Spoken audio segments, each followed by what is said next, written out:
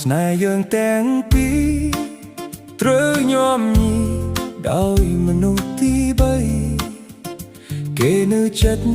គេឆក់បេះដូងស្រីគេប្រឡ័យស្នេហ៍បងឲ្យសាបសូន្យ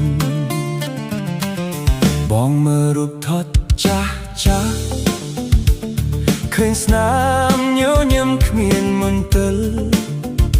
តែឥឡូវបេះដូងអូនត្រជាក់លេបងមិនដឹងថាត្រូវធ្វើយ៉ាងណាពេលគេចូលមកប្រាឡ័យវៃគ្រប់យ៉ាងបេះដូងដែលធ្លាប់បែបអែមល្ហែមឥឡូវคล้ายជាផែផងអស់ហើយចំណងស្នេហ៍យើងទាំងពីរត្រូវញោមញីដោយមនុស្សទី3គេនៅចិត្ត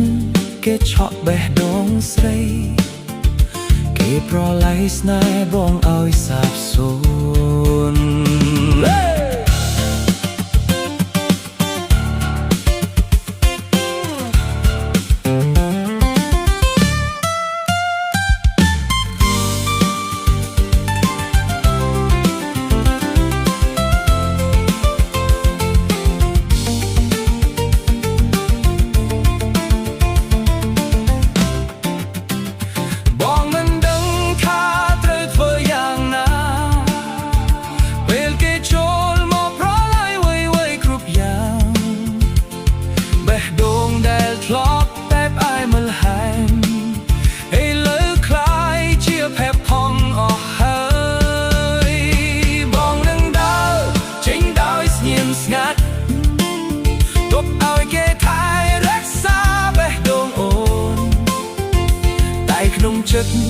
បងនៅតែជឿចាប់